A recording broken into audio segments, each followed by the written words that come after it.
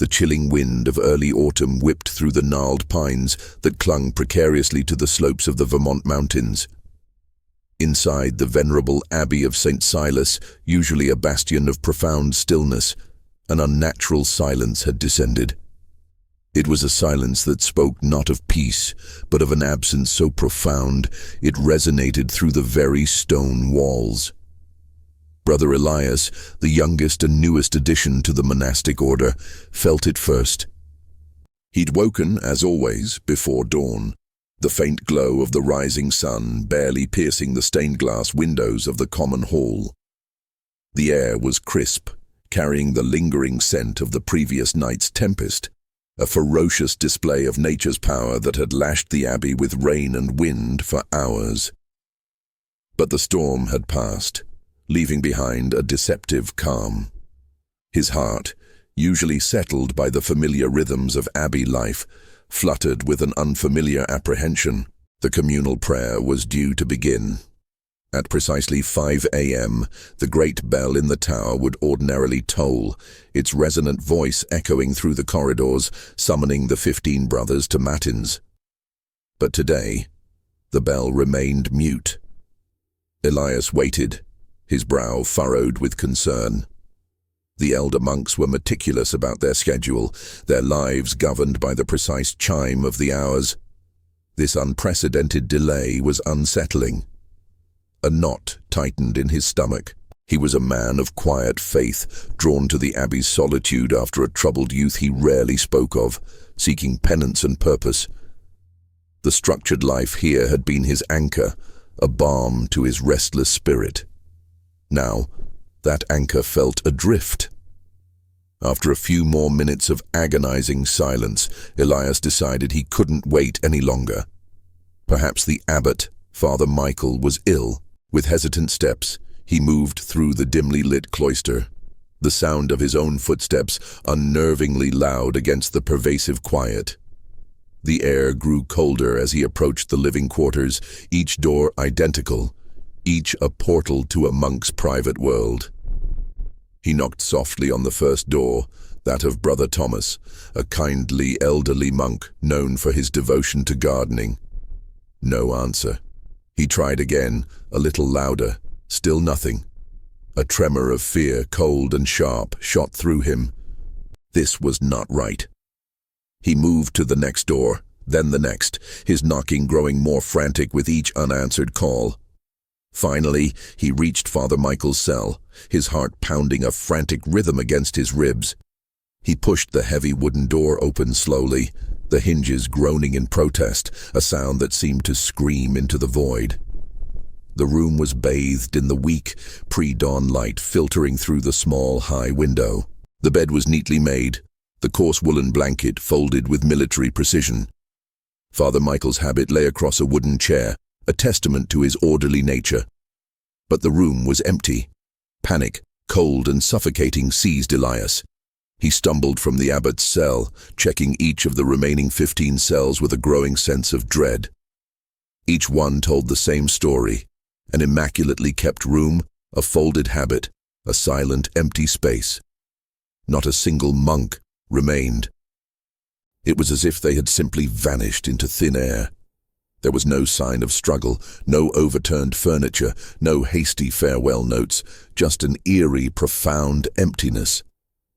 He ran to the main entrance of the abbey, pulling at the heavy oak doors, but they were securely bolted from the inside.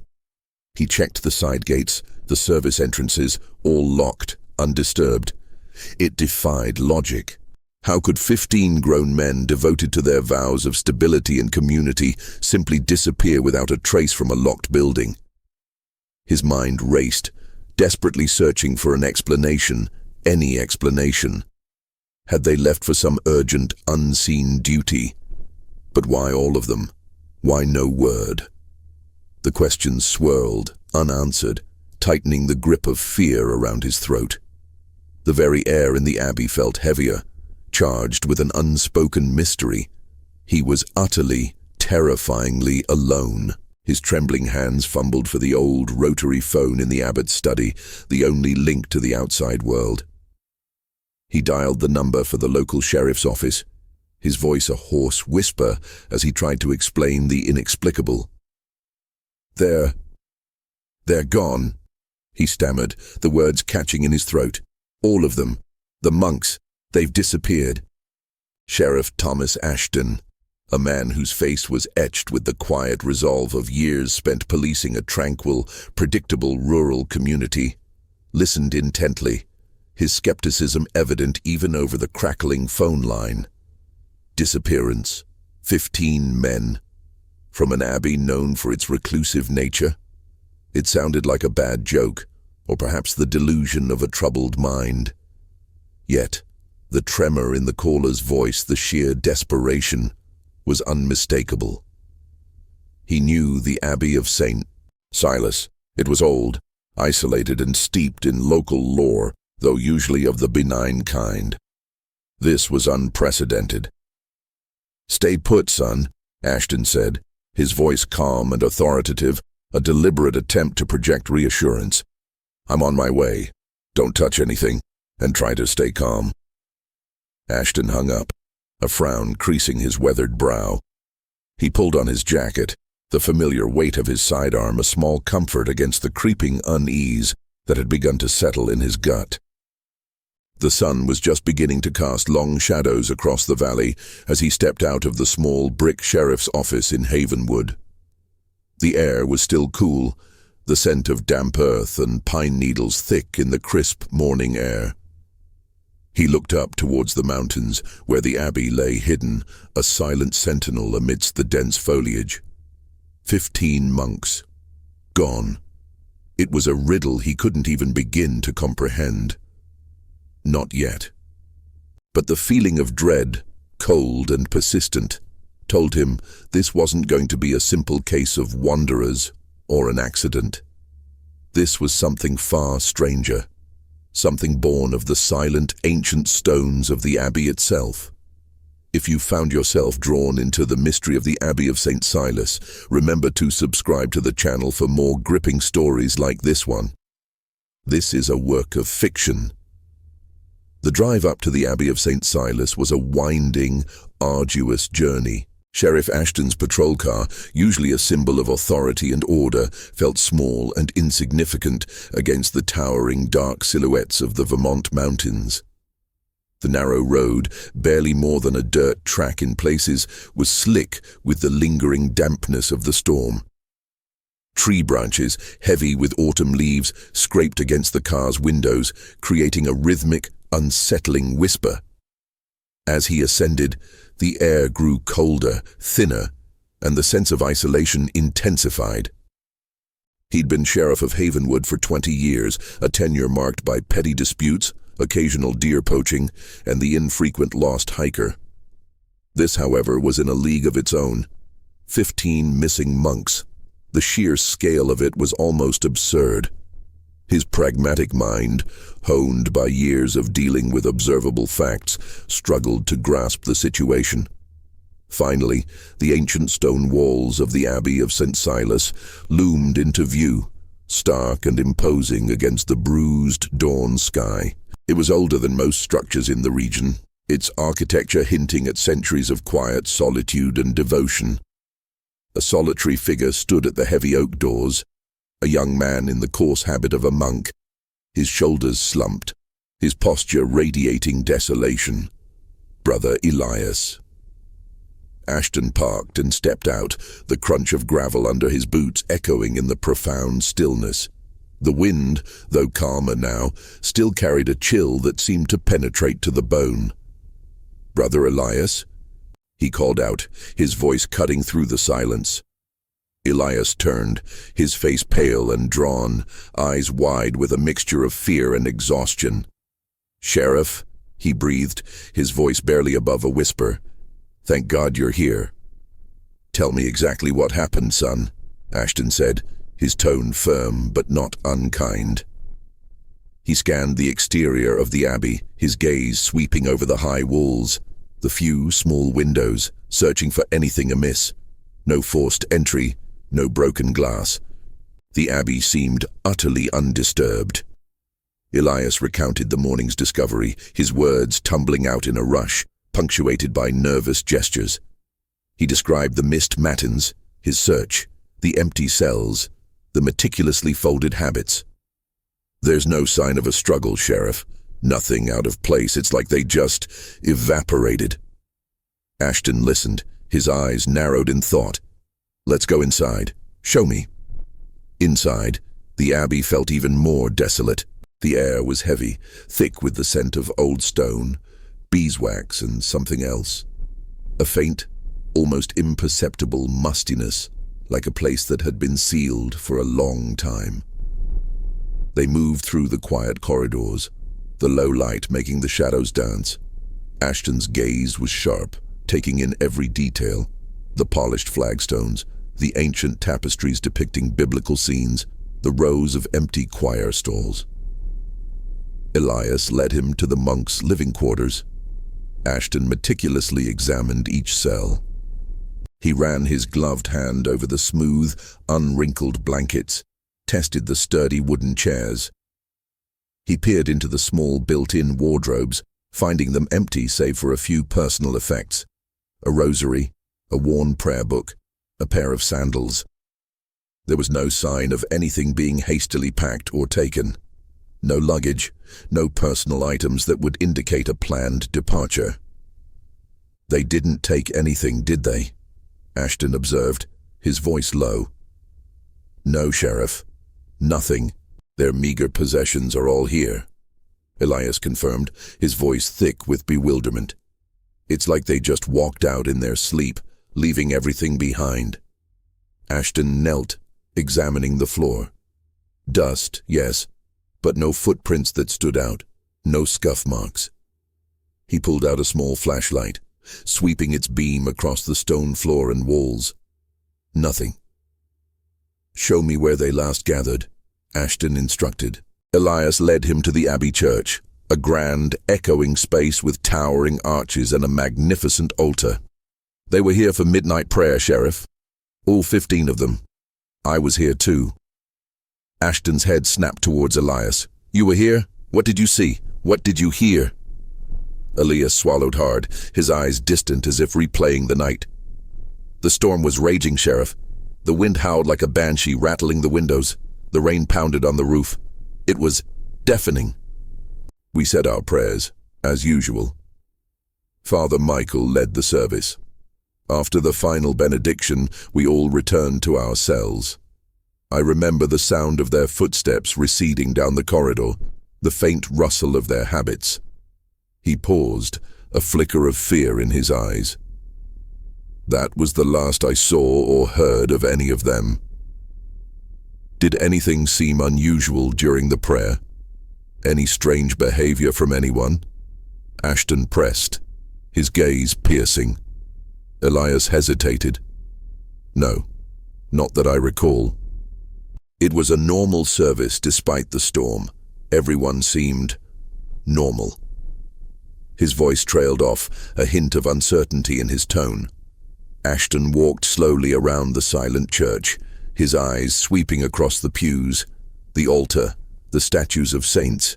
He noticed a small, beautifully carved wooden cross lying on the floor near the front pew, slightly askew. It wasn't broken, just out of place. He picked it up, examining it. It felt smooth, warm from handling. "This yours?" he asked, holding it out to Elias.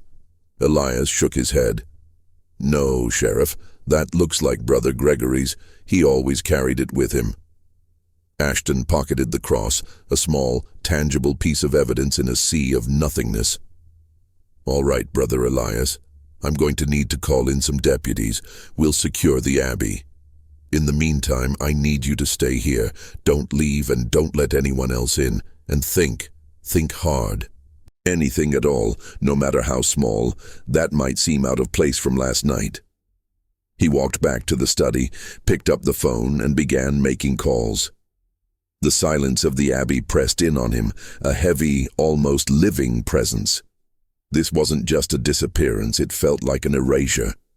And the young monk, Brother Elias, seemed to hold more pieces to this puzzle than he was letting on, or perhaps even knew. Ashton's instincts, honed over decades, were screaming that this was far from a simple case. The abbey, with its ancient stones and its profound silence, was holding its breath, guarding secrets far older and darker than the missing monks. The news of the missing monks spread through Havenwood like wildfire, fueled by the crackle of police radios and the anxious whispers of parishioners. Sheriff Ashton knew he couldn't keep a lid on it. 15 missing men, especially from an institution as prominent and reclusive as the Abbey of St. Silas, was too big to conceal. He needed more information, and he knew where to find it. The town. He drove down the winding road from the Abbey, the tension in his shoulders easing slightly as he descended from the desolate mountain. Havenwood, usually a quiet, picturesque Vermont town, now buzzed with an unusual energy. People stood in small groups on street corners, their faces a mix of shock and morbid curiosity. Ashton pulled up to the local diner, the Rusty Spoon, its fluorescent lights casting a warm, inviting glow against the encroaching twilight. It was the unofficial town hall where news, rumors, and opinions flowed as freely as the lukewarm coffee. He pushed open the door, the bell above it jingling merrily, a stark contrast to the grim reality he carried. Heads turned as he entered, conversations dying down to hushed murmurs. He nodded curtly at a few familiar faces before making his way to the counter. Sheriff Ashton. Martha, the owner, a woman with a no-nonsense demeanor and a heart of gold, greeted him, wiping down the counter with practiced ease. Heard about the Abbey? Anything to it? Her eyes, usually sparkling with life, were clouded with concern. I'm investigating, Martha, Ashton replied, ordering a black coffee. You heard anything interesting? Anything at all? Martha poured his coffee, her gaze thoughtful. Well, folks are talking, Sheriff. Always do. Mostly just speculation. Some say they left on their own accord, gone on some pilgrimage. Others say it's the Abbey itself. She lowered her voice slightly. You know the stories, right? About the land it sits on. Ashton took a slow sip of his coffee. Remind me, Martha. He knew the local legends, of course, but it was important to hear them fresh, especially from the mouths of those who truly believed. Before the monks, it was an old logging camp, back in the late 1800s. Martha began, leaning closer. They say there was some terrible accident up there. A whole crew vanished in a snowstorm, never to be found. Folks claimed the mountains swallowed them whole. Then, when the Abbey was built in the early 1900s, there were whispers, you know. Strange occurrences, objects moving on their own, chilling drafts when there was no wind, the sound of disembodied whispers in the dead of night. She shuddered, despite the warmth of the diner. Old man Abernathy, God rest his soul, he swore he saw a faint light flickering in the Abbey Tower even when it was supposed to be empty before the first monks arrived. Said it was a warning. Ashton raised an eyebrow. Warnings of what, Martha? She shrugged. Who knows, Sheriff, just that the place, it's got a history, a long one, and not all of it's peaceful. He thanked Martha and moved to a table where an old-timer named Silas, a retired logger with a knack for local history, sat nursing a cup of tea. Silas was a walking encyclopedia of Havenwood's past. Silas, good to see you, Ashton greeted, pulling up a chair. Heard anything about the monks? Silas took a slow sip of his tea, his eyes, watery with age, fixed on Ashton. Heard they've gone, all 15 of them. Not surprised, mind you. Ashton leaned forward. Why not, Silas? That Abbey, Silas began, his voice raspy. It's always been a peculiar place. My grandfather used to talk about it, said the land was hungry, that's what he called it. Hungry for quiet, hungry for isolation. He paused, a faraway look in his eyes. There was a time, long before these monks, back in the 30s. Another order tried to settle there. Trappists, I think.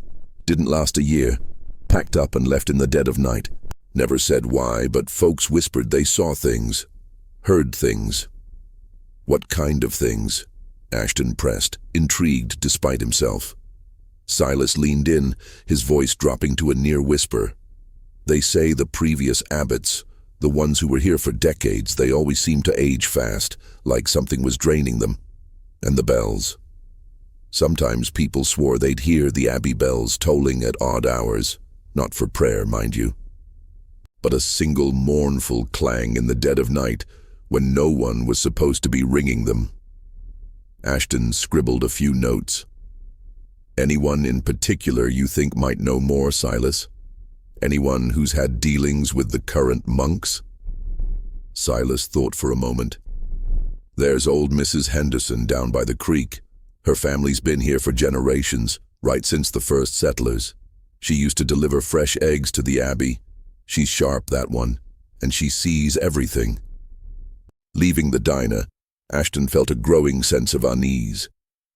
The casual dismissal of the supernatural by his logical mind was slowly being chipped away by the sheer weight of consistent local folklore. He drove to Mrs. Henderson's quaint farmhouse, nestled beside a babbling creek. She was on her porch, knitting, her keen eyes watching him approach. "Sheriff Ashton, knew you'd be coming," she said, her voice surprisingly strong for her age. "Heard about the monks. A sad business." "Mrs.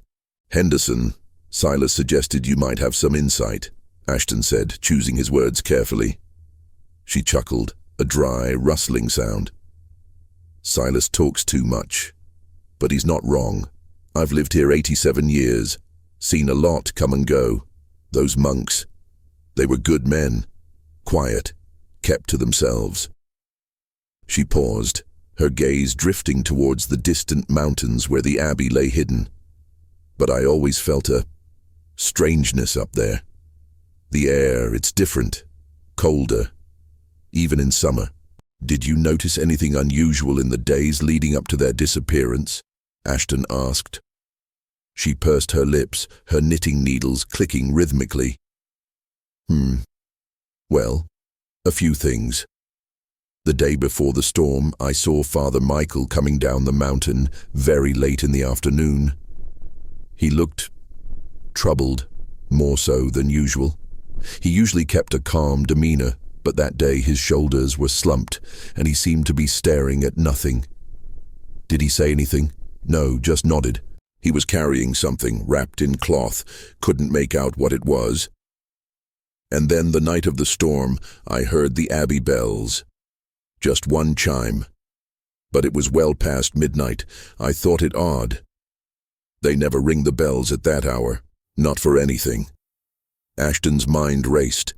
A troubled abbot, a single late-night bell chime, and an object carefully concealed. These were the first real, tangible leads he'd encountered, however cryptic. The casual whispers of superstition in the diner were one thing, but Mrs. Henderson's clear, concise observations were another. He thanked her, a new resolve hardening his features. The Abbey of St. Silas wasn't just old, it was hiding something, and Sheriff Ashton was determined to uncover it, no matter how deep the secrets were buried. Back at the Abbey of St. Silas, the presence of two additional deputies, Officer Miller and Officer Jenkins, brought a small measure of professional order to the sprawling, silent structure. Yet, even their robust presence couldn't dispel the oppressive aura of emptiness that permeated the ancient halls. Sheriff Ashton, armed with the cryptic clues from Havenwood, directed their efforts, focusing on a more thorough, systematic search. "Miller, Jenkins," Ashton instructed, his voice low but firm. "I want you to go through every single room, every closet, every nook and cranny. We're looking for anything unusual, any hidden compartments, any papers, anything that seems out of place, no matter how small. Brother Elias, you'll stay with me. We're focusing on the abbot's study and the abbey library." Elias nodded, his face still pale but with a flicker of renewed purpose. The presence of the officers seemed to ground him, pulling him from the abyss of terrified isolation. Ashton and Elias returned to Father Michael's study. It was a small, Spartan room, meticulously organized. A heavy wooden desk dominated the space, covered in neatly stacked ledgers and theological texts. Ashton began sifting through them, his eyes scanning for anything that wasn't a standard religious text or financial record. Elias, meanwhile, felt drawn to a large antique globe that sat in the corner, its brass stand tarnished with age. He'd often seen Father Michael contemplating it, his fingers tracing imaginary lines across its surface. As Elias ran his hand over the worn continents, his finger brushed against a small, almost imperceptible button on the brass base. He pressed it, and with a soft click, a small hidden drawer slid out from beneath the globe. "Sheriff!" Elias exclaimed, his voice hushed with excitement and trepidation. Ashton immediately came over. Inside the drawer, carefully placed, lay a small, leather-bound journal, its pages yellowed with age. Beside it was a single, tarnished silver key. Ashton carefully picked up the journal. Its cover was blank, unadorned. He opened it to the first page. The handwriting was neat, elegant, but faded. The entries spanned decades, dating back to the early 1900s, signed by various abbots who had presided over St. Silas. "This looks like a succession of private journals, kept by the abbots themselves," Ashton mused, flipping through the pages. Most of it seems to be routine administrative notes, spiritual reflections. But there are gaps, and some of the later entries are more cryptic. He stopped at an entry dated roughly 50 years prior. It spoke of a growing silence within the abbey, a deepening chill that defied explanation. Later entries became more desperate, referencing the presence, the whispers in the stone, and a burden that had been passed down through the generations of abbots. Father Michael's final entries were particularly unsettling, filled with references to the ritual, the sacrifice, and a chilling line, "The silence must be fed." Elias, peering over Ashton's shoulder, gasped, "What does it mean, Sheriff?" "The silence must be fed." Ashton shook his head, his jaw tight. "I don't know, but it sounds like something far more sinister than a simple disappearance." He pointed to a small, intricate symbol repeatedly drawn in the margins of the journal, a stylized representation of an open hand holding a single, downward-pointing arrow. "Keep an eye out for this symbol, Elias. It might be important." Next, they moved to the Abbey Library, a vast, echoing chamber filled with thousands of ancient tomes. The air here was heavy with the scent of old paper and leather. It was a labyrinth of knowledge and potentially secrets. While Ashton began scanning shelves for anything resembling the symbol or direct references to the journal's cryptic entries, Elias's gaze fell upon a section of illuminated manuscripts. One particularly large, heavy tome, its cover unadorned, seemed out of place among the ornate religious texts. He pulled it from the shelf, noticing a faint, almost imperceptible line along the spine of the shelf itself. It felt different. He pushed against the section of shelves. With a soft groan, a large section of the bookcase swung inward, revealing a dark, narrow passage. A hidden chamber. Ashton whirled around, his eyes widening. "Well, I'll be," he muttered, pulling out his flashlight. The passage was unlit, the air inside thick and stale. "Stay here, Elias. I'll go first." "No, Sheriff," Elias insisted, his voice firm. "This is my abbey, my brother's. I need to see." Ashton hesitated, then nodded. He knew Elias's desperation was genuine. With their flashlights cutting through the gloom, they cautiously stepped into the secret passage. It descended slowly, the rough-hewn stone walls damp and cold to the touch. The air grew heavier, and a faint metallic scent, like old copper, began to permeate the atmosphere. After what felt like an eternity, the passage opened into a small, circular chamber. The walls were bare, save for a few crude carvings, almost primitive in their design, depicting abstract shapes and figures. In the center of the room stood a stone pedestal, and upon it, a single, tarnished silver goblet. Its surface was encrusted with what looked like dried, dark residue. Ashton knelt examining the goblet. He touched the residue, then instinctively recoiled. It felt brittle, and the scent, stronger now, was unmistakable. Blood. Old, dried blood. His flashlight beam swept across the floor, and there, barely visible in the dim light, was the same open hand with the downward-pointing arrow symbol crudely etched into the stone. This can't be," Elias whispered, his face ashen. He recognized the symbol from the journal, and the implications were horrifying. Ashton stood, his expression grim. "This isn't about some simple disappearance, Brother Elias. This is about something far older, far darker, and I think we just found a piece of what the silence must be fed truly means." The metallic tang of blood filled the air, a chilling testament to the Abbey's hidden history. The quiet, contemplative retreat had become a sinister puzzle, and they had just stumbled into its most disturbing secret. The missing monks were no longer just a mystery. They were connected to something ancient and malevolent, lurking beneath the very foundations of St. Silas. If you're captivated by the unfolding secrets of the Abbey of St. Silas and want to stay updated on what happens next, make sure to subscribe to the channel. Remember, this is a fictional story. The discovery of the hidden chamber and the blood-stained goblet sent a fresh jolt of fear through Brother Elias. His initial shock at the monk's disappearance had morphed into a desperate need for answers, but these answers were proving to be far more terrifying than any simple explanation.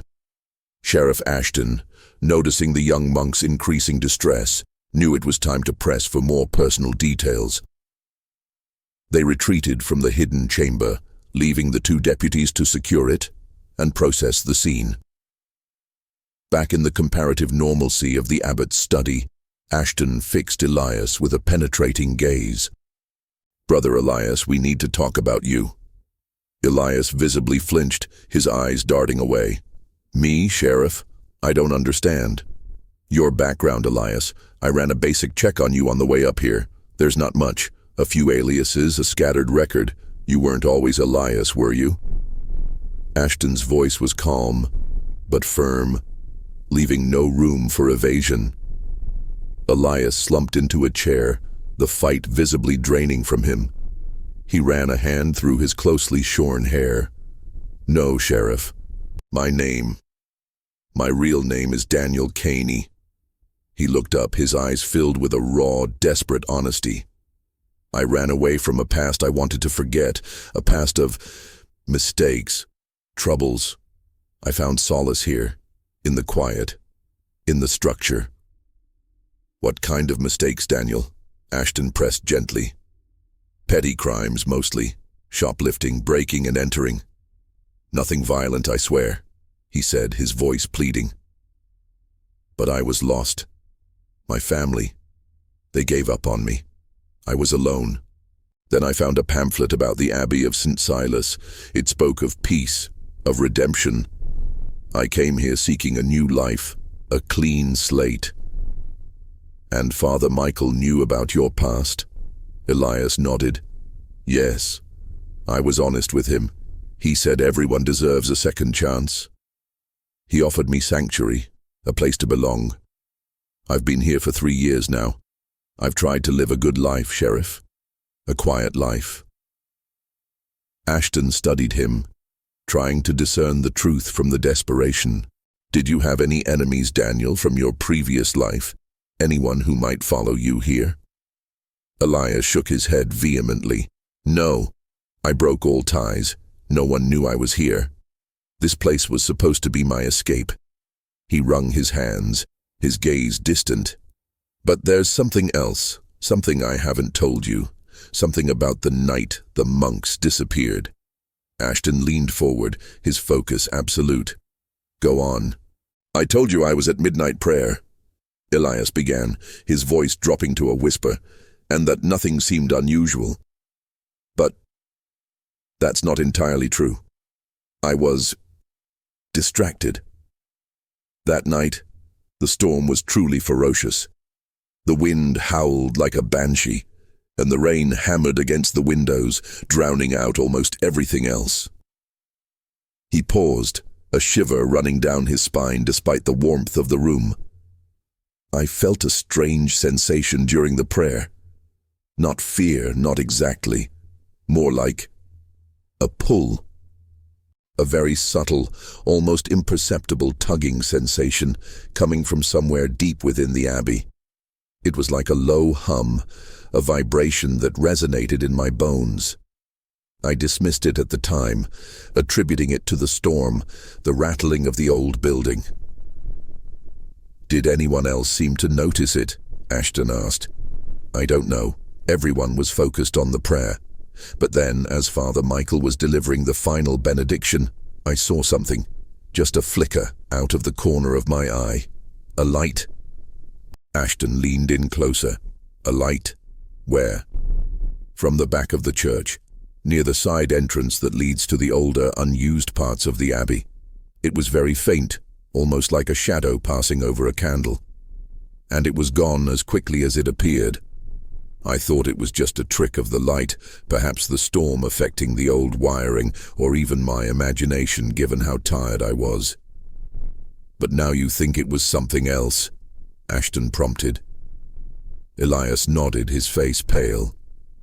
"After finding that hidden chamber and reading those journal entries, I don't know what to think. What if it wasn't just a flicker of light? What if it was someone, or something?" His voice trailed off, the implications chilling. "Did you hear anything else unusual? Footsteps? Voices?" "No, just the storm. It was so loud, Sheriff, it could have masked anything." He clenched his fists. "I feel so stupid. I should have paid more attention. Maybe if I had, this wouldn't have happened." "Don't blame yourself, Daniel," Ashton said, his voice surprisingly gentle. "You were just one man in a chaotic situation. What you're telling me now is important. The old, unused parts of the Abbey, you say. Are they accessible from that side entrance?" "Yes," Elias confirmed. "There's a series of old service tunnels and storage rooms down there. They haven't been used in decades except for occasional maintenance." Ashton rose, a new plan forming in his mind. The hidden chamber and the journal entries spoke of ancient, ritualistic acts. The flickering light and the subtle hum Elias described, coupled with the storm's cover, suggested a clandestine operation. The timing, the midnight prayer, was too significant to be a coincidence. "All right, Daniel," Ashton said. "You've given me a crucial piece of information. I want you to draw me a map of those old tunnels and rooms. Every passage, every dead end you know of. And then, I need you to lead us down there. We need to see what else the Abbey of St. Silas has been hiding." Elias nodded, a flicker of grim determination in his eyes. He still feared what they might find, but the weight of his past and the terrifying present converged, propelling him forward. He was no longer just a monk seeking redemption. He was a key to unlocking the Abbey's darkest secret. And as Ashton left to brief his deputies, the lingering scent of old blood from the hidden chamber seemed to grow stronger, a silent promise of the horrors yet to be unearthed in the depths of St. Silas. The storm had been a beast, a furious cacophony of wind and rain that hammered the Abbey of St. Silas with relentless force. Brother Elias, remembering that night, felt the phantom echoes of its fury in his bones. It was a detail he'd initially dismissed. Yet now, under Sheriff Ashton's probing questions, it began to morph into something more sinister. A perfect cover. "Describe the midnight prayer in detail, Daniel," Ashton urged, poring over the crude map Elias had drawn of the Abbey's forgotten lower levels. Every sound, every sight, no matter how insignificant it seemed at the time. Elias closed his eyes, transporting himself back to that fateful night. It was around 11:30 p.m. when we gathered in the church. The storm had just reached its peak. The wind was so strong, it felt like it was trying to tear the Abbey apart. The stained glass windows vibrated, and the rain lashed against them like 1,000 drums. He took a deep breath. The church was dimly lit by candlelight, as always for midnight prayer. The flickering flames cast dancing shadows on the stone walls, making the saints in the niches seem to sway. Father Michael led the service. His voice, usually so clear and resonant, was almost drowned out by the storm. We sang the psalms, our voices mingling with the howl of the wind. "What about the other monks?" Ashton interjected. "Did they seem agitated by the storm or just focused on prayer?" "Focused mostly," Elias replied. "Though I remember Brother Aloysius, who usually sits near the altar, seemed a little more restless than usual. He kept glancing towards the back of the church, near the side entrance you mentioned." Elias's eyes widened slightly. "I thought it was just the draft from the storm, but now I wonder." Ashton made a note. "Brother Aloysius." "And the hum you felt?" Ashton pressed. "Yes," Elias confirmed, his voice barely a whisper. "It wasn't a sound, not really. More like a deep vibration coming from beneath the floor, from the very foundations of the abbey. It wasn't constant, but it would pulse, a low thrum that seemed to align with the heaviest gusts of wind." I dismissed it as structural creaking due to the storm's pressure. He rubbed his temples. "It was subtle, Sheriff, so subtle you had to be looking for it, or feeling for it, to even notice." Ashton nodded. "And the light?" "Just a fleeting glimpse," Elias said, his brow furrowed in concentration. As Father Michael was giving the final blessing, his back to the side entrance, it was a momentary flash, a pale, almost phosphorescent glow quickly extinguished. Like a door opening and closing very fast, or a curtain being pulled aside for a split second. What color was this light?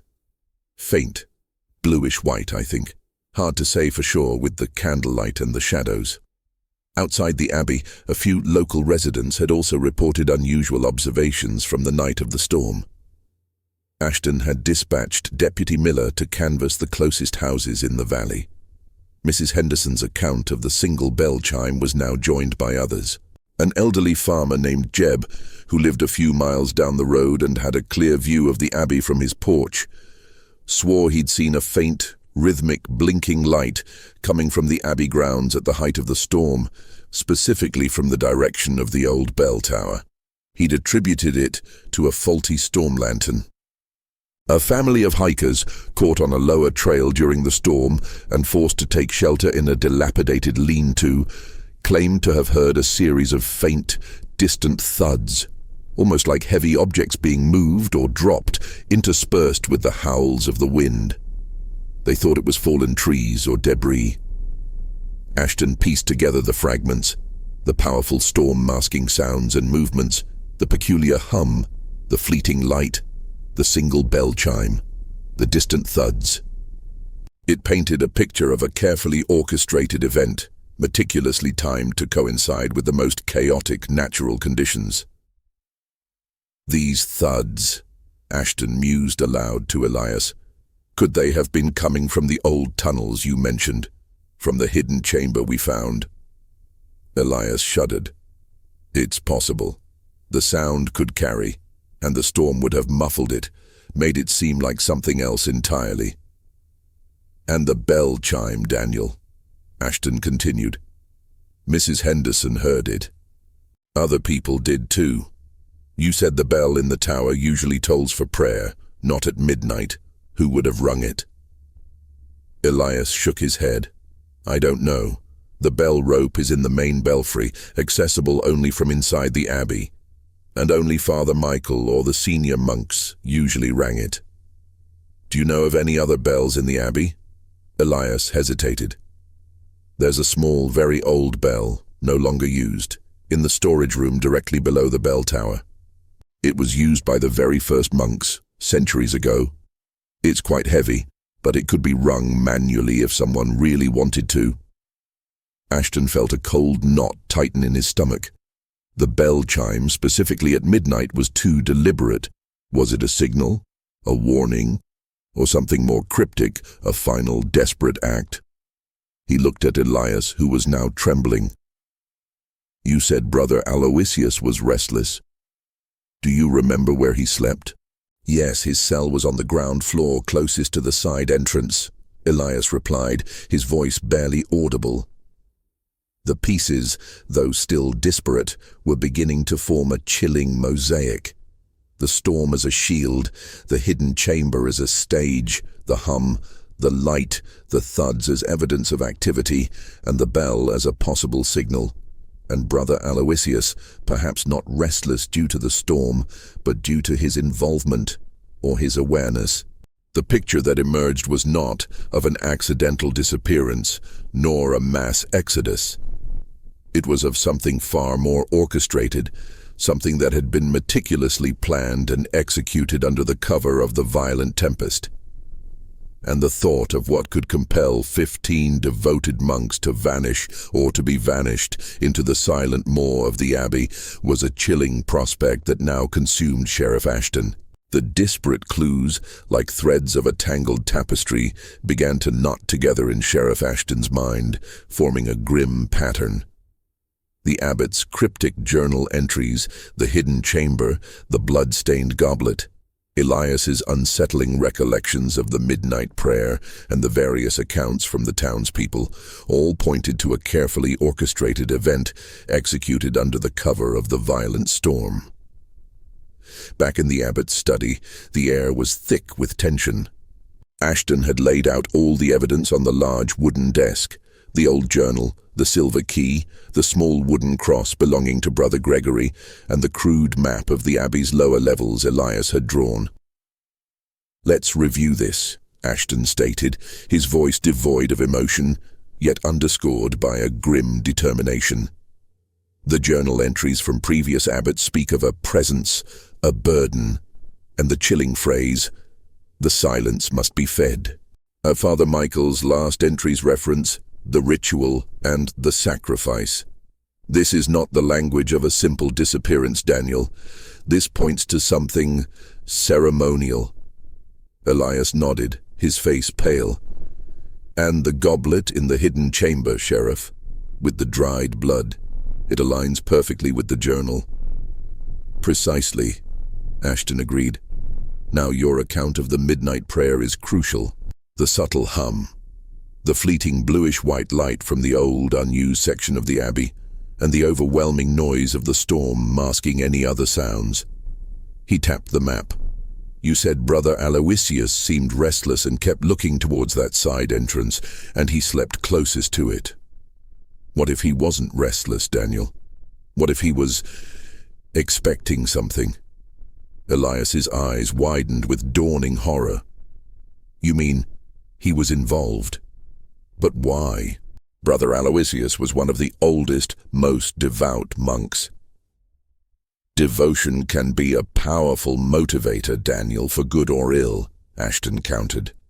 What if this ritual and sacrifice was part of their devotion, a twisted interpretation of their faith passed down through the abbots, hidden from the general order? He picked up Brother Gregory's wooden cross, and this, found near the front pew. Brother Gregory never went anywhere without it, you said. Why would he drop it unless he was in distress or trying to leave a sign? He was usually one of the calmest, most stoic monks, Elias murmured, remembering Brother Gregory's unwavering composure. Ashton continued, putting the pieces together. The bell chime, reported by Mrs. Henderson and others. A single, mournful clang well past midnight. You mentioned an old, unused bell directly below the main tower in a storage room that connects to the old tunnels. What if that bell was rung intentionally, as a signal? A signal for what? Elias whispered, dread creeping into his voice. To mark the beginning or end of the ritual. To confirm it was done, Ashton speculated, his mind racing. And the thuds heard by the hikers, heavy objects being moved in the height of the storm. Consistent with something being done in those old tunnels. Ashton looked at the map. The hidden chamber was deep beneath the abbey, accessible only through a labyrinthine network of old service tunnels that branched off from the section near the side entrance. Elias had seen the light.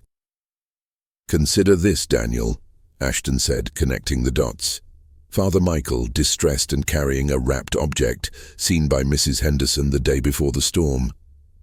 What if that object was something crucial for the ritual, something he had to retrieve or prepare? A terrible thought struck Elias. And what about the 15 monks, Sheriff? If this was a ritual, were they the participants, or the sacrifice? His voice choked on the last word. Ashton's face was grim. That's what we need to find out. But everything points to the latter, or at least that they were unwilling participants in something terrible. The lack of struggle, the folded habits. It's almost as if they were prepared for something or put into a state where they couldn't resist. Suddenly, the silver key found with the journal caught Ashton's eye. He'd tried it on a few locked drawers in the study, without success. But what if it wasn't for a drawer? What if it was for something older, something more profound? Elias, is there anything else locked in this abbey that you know of? Any ancient chests, hidden strongboxes, anything that would require a key like this? Elias thought for a moment. Then his eyes lit up. There's an old crypt, Sheriff. Beneath the main altar. It's where the first abbots of St. Silas are buried. It's always kept locked. I've only seen Father Michael go down there once, years ago, on the anniversary of the abbey's founding. He used a very old, distinctive key. It might be this one. Ashton picked up the key, its tarnished silver glinting in the dim light. A new lead, perhaps the most critical one yet. If the crypt held the remains of the abbey's founders, it might also hold the oldest, deepest secrets of the presence and the ritual that had now claimed the current generation of monks. The abbey was slowly revealing its dark heart, one chilling clue at a time. The truth, however unsettling, felt agonizingly close. If the secrets of the Abbey of St. Silas are keeping you on the edge of your seat, hit that subscribe button to ensure you don't miss a single revelation. This is a work of fiction. With renewed purpose, Sheriff Ashton, accompanied by Brother Elias, descended into the forgotten depths of the Abbey of St. Silas. The two deputies remained above, securing the main areas and awaiting instructions. The silver key, warm in Ashton's palm, felt heavy with the weight of untold history. Their path led them back through the winding service tunnels, the air growing colder and damper with each step. The faint metallic scent from the first hidden chamber lingered, a grim reminder of what they'd already found. Elias, though visibly shaken, moved with a newfound resolve. The cryptic hints in the abbot's journal and the terrifying implication of the blood-stained goblet had galvanized him. He was no longer just a frightened witness. He was a seeker of truth, desperate to understand the fate of his brothers. Finally, they reached a heavy, intricately carved wooden door, almost seamlessly integrated into a section of the rough stone wall beneath the main altar of the abbey church. It was old, clearly untouched for decades, covered in a thick layer of dust and cobwebs. A rusted iron lock, ancient and formidable, secured it. Ashton inserted the silver key. It turned with a satisfying click, the sound echoing loudly in the oppressive silence. He pushed the door open, revealing a short, dark stairway leading down into an even deeper abyss. The air that wafted up was ancient, musty, and held a faint, earthy scent, like disturbed soil. Flashlights cutting through the gloom, they cautiously descended. The stairs were uneven, worn smooth by centuries of unrecorded footsteps. At the bottom, they found themselves in a circular crypt, smaller than the first hidden chamber, but far more unsettling. Along the walls were niches, each containing a stone sarcophagus. These were the resting places of the abbots of St. Silas, going back to the very foundation of the abbey.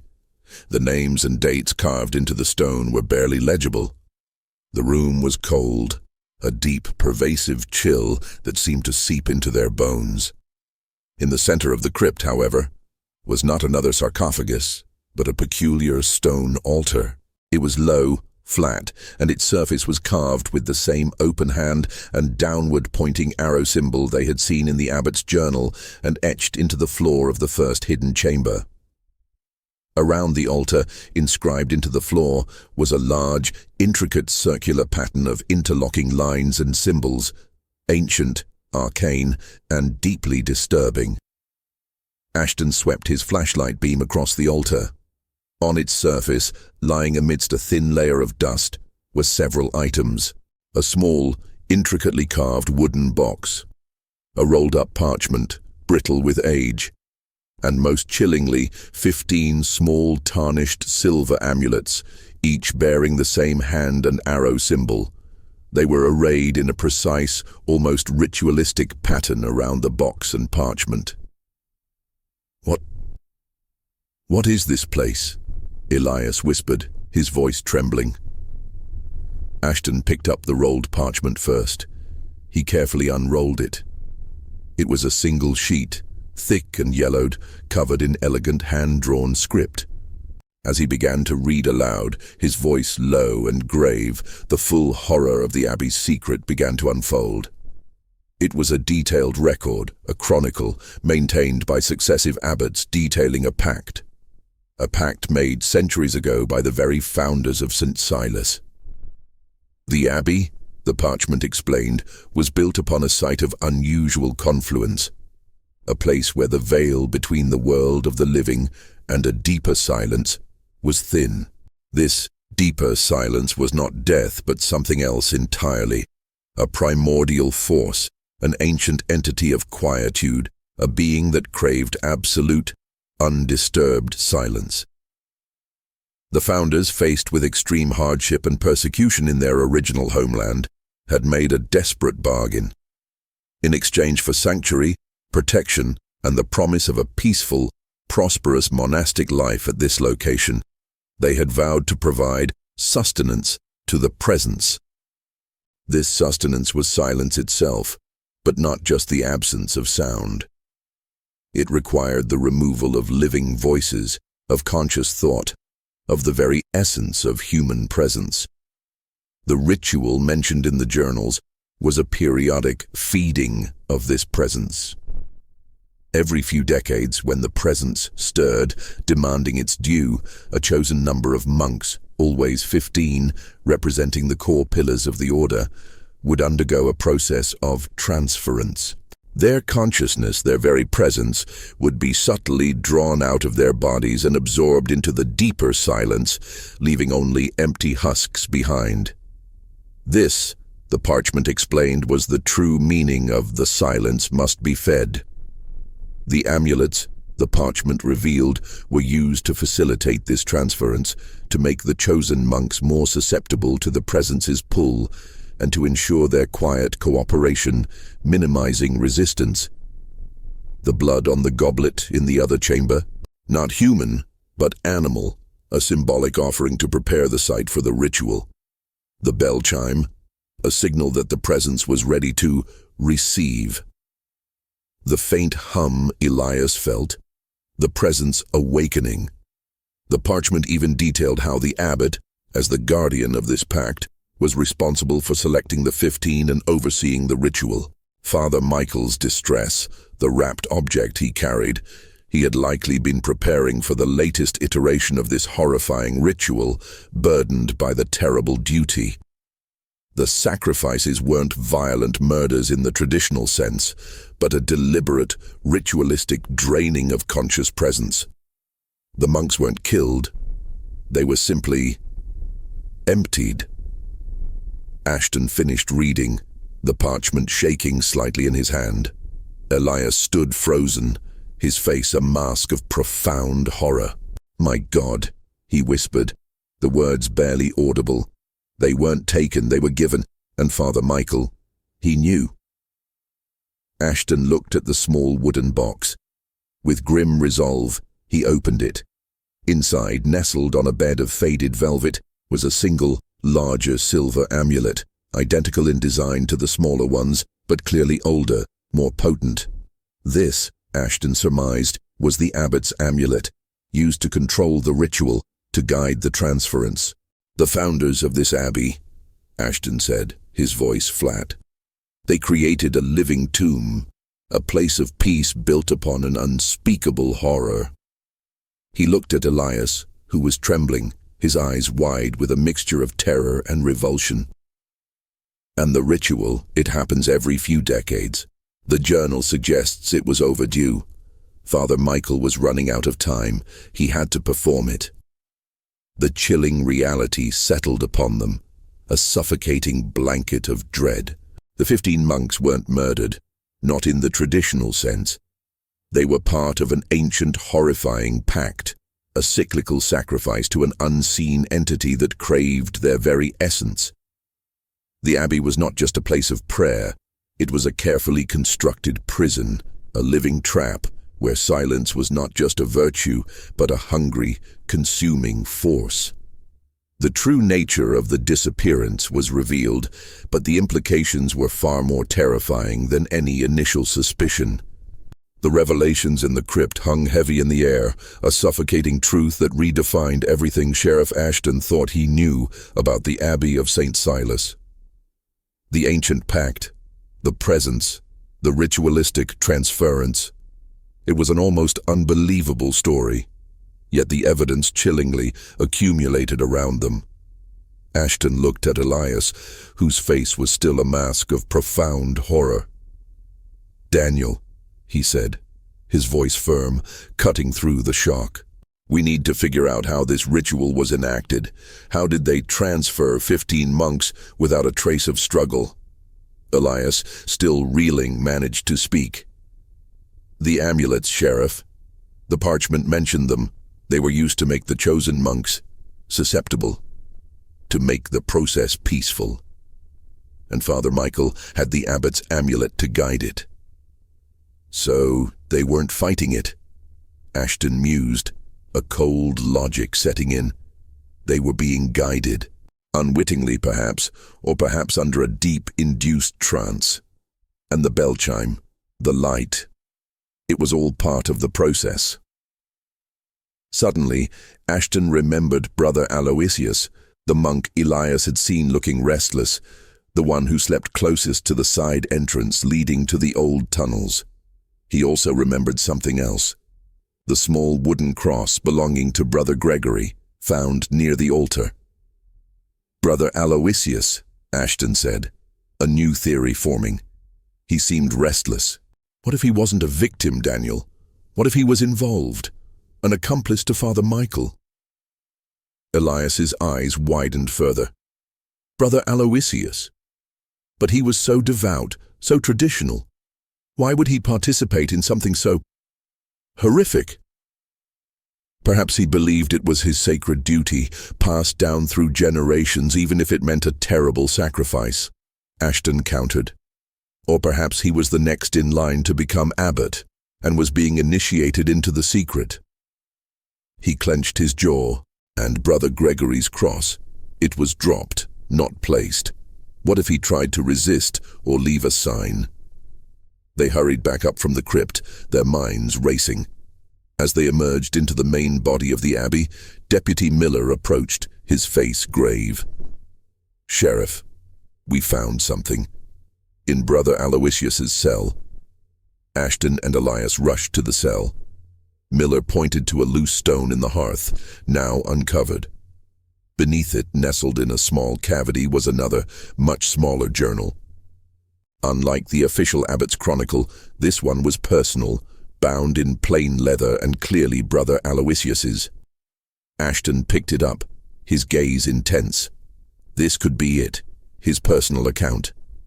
He opened the journal and began to read. Aloysius's elegant script filled the pages, chronicling his gradual initiation into the abbey's deepest secret by Father Michael. He wrote of his initial horror and disbelief at the true nature of the presence and the ritual. He struggled with his conscience, torn between his unwavering faith and the monstrous duty passed down through the abbots. The journal revealed that Father Michael, deeply burdened by the pact, had chosen Brother Aloysius as his successor, believing him to be strong enough to bear the weight of the Abbey's dark secret. Aloysius had been brought into the hidden chambers, shown the ancient texts, and exposed to the chilling reality of the presence. He wrote of the agonizing decision to participate, believing that if the ritual was not performed, the presence would consume the entire abbey, perhaps even the valley below, in its insatiable hunger for silence. He viewed it as a necessary evil, a grim protection for the innocent. The final entries were dated the night of the storm. Aloysius described the careful preparation, the use of the lesser amulets on the chosen 15 to induce a state of profound calm and susceptibility during the midnight prayer. He spoke of how Father Michael, with a heavy heart, had guided the transference using the powerful abbot's amulet, drawing their presences into the deeper silence. He detailed the mechanism, how the powerful vibrations from the presence amplified by the storm worked in conjunction with the amulets to empty the monks. The single bell chime was not a signal for the presence to receive, but a lament, a final farewell for the lost souls. The thuds heard by the hikers, the unconscious bodies of the monks being carefully moved to a specific, deeper chamber, a final resting place where their empty vessels would truly blend into the earth, preventing any disturbance to the presence. And Brother Gregory's cross? Aloysius's journal confirmed it. Brother Gregory, though under the amulet's influence, had a moment of clarity, a flash of resistance. He instinctively fumbled for his cross, dropping it as he was led away, a final desperate act of defiance, a silent plea. He didn't want to do it, Elias whispered, tears streaming down his face. Father Michael and Brother Aloysius, they were forced into this by a terrible pact. Ashton closed the journal, his expression grim. It wasn't a traditional crime, but a horrifying legacy. Father Michael and Brother Aloysius were not villains in the conventional sense, but tragic figures, trapped by a centuries-old bargain. The true villain was the presence, the insatiable entity of silence, and the desperate founders who had forged such a terrible pact. "We need to find this deeper chamber where they took the bodies," Ashton stated, his voice firm, cutting through the grief and horror. "We need to give them a proper burial, and we need to end this, now." The final horrifying truth of the Abbey of St. Silas was laid bare, exposing a cycle of sacrifice and a pact with an unseen, terrifying entity. The mystery was solved, but the chilling implications of such a secret reverberated through the ancient stones of the abbey, promising a final poignant resolution. The air in the crypt was thick with the weight of centuries of desperate sacrifice. Sheriff Ashton and Brother Elias, now armed with the full, devastating truth from Brother Aloysius's journal, faced the terrifying reality of the Abbey of St. Silas. The 15 monks were not simply missing.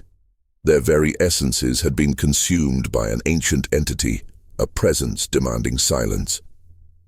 The journal mentions a final resting place, a deeper chamber where the husks were taken, Ashton said, his voice flat with grim resolve.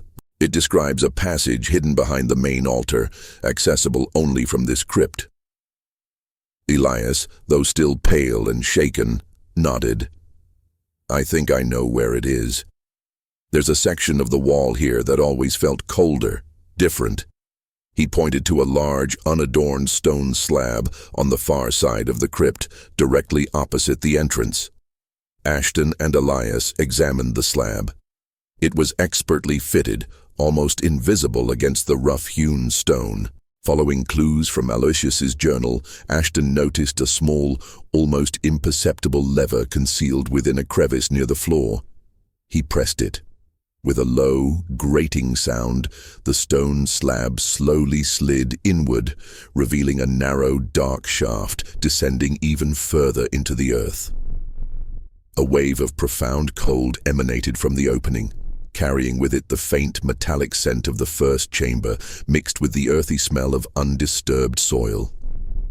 Ashton pulled out his flashlight, its beam swallowed by the inky blackness. "This is it," he murmured, his voice barely a whisper. "The deepest secret of St. Silas." They descended cautiously, the air growing heavier, the silence almost palpable.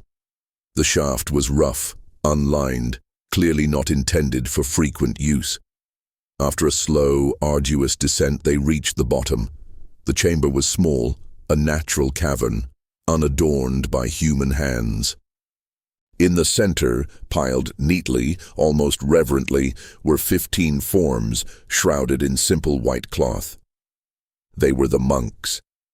Their bodies were intact, perfectly preserved by the cold, dry air of the deep cavern. But their faces, Ashton noticed with a chilling jolt, were devoid of expression, their eyes open and vacant like empty vessels. The very life, the very presence that defined them, was gone. Elias gasped, a choked sob escaping his throat. He recognized Father Michael, Brother Gregory, Brother Elias. Their familiar forms were there, yet they were not there. It was a sight more horrifying than any imagined violence. Ashton approached the bodies, his heart heavy. This was the ultimate explanation for the silent abbey. Not murder, but a horrifying ancient pact that demanded the essence of human consciousness, leaving behind these chilling monuments to a forgotten bargain. He knelt beside Father Michael's body, his face etched with a profound sadness. "They were trapped," Ashton whispered, his voice resonating in the silent cavern. "Trapped by a promise made centuries ago, passed down through generations. They weren't evil men. They were desperately trying to protect the innocent from something they believed was far worse." Elias, tears streaming down his face, reached out a trembling hand and gently touched Brother Gregory's vacant face. "All this time, I blamed myself. I thought I missed something. But they were already gone long before I even looked." Ashton stood, his gaze sweeping across the 15 shrouded figures. "We need to bring them out, Daniel. Give them a proper burial. A burial that acknowledges the sacrifice they made, even if the world can never truly know the full truth." He pulled out his radio. "Miller, Jenkins." He spoke into the comms, his voice steady despite the emotion. "We've located the monks. Prepare for recovery. It's going to be a somber task." As the deputies began the painstaking process of bringing the monks' bodies to the surface, Ashton and Elias stood in the crypt, the silver key to the final chamber still in Ashton's hand. "What about the presents, Sheriff?" Elias asked, his voice raw. "If the ritual is over, is it satisfied? For now?" Ashton looked at the ancient symbols carved into the stone altar. "According to the journal, it will be. For a time. But the pact remains. This will happen again eventually, unless—" He trailed off. "Unless what?" Elias pressed. "Unless the pact is broken, unless the source of this presence is found and dealt with," Ashton said, a new resolve hardening his features. He knew the story of the Abbey of St. Silas was far from over, not truly. The immediate mystery of the monk's disappearance was solved, but a greater, more profound threat still lingered, a parasitic silence waiting to be fed again. The small, isolated community of Havenwood, unknowingly protected by this horrific secret, would continue to live their lives, unaware of the ancient entity that lay dormant beneath the hallowed ground of the Abbey of St. Silas. And Sheriff Ashton, along with the haunted Brother Elias, would forever carry the chilling burden of knowing the Abbey's true, terrifying history. The silence had been explained, but its shadow would forever loom over the Vermont mountains.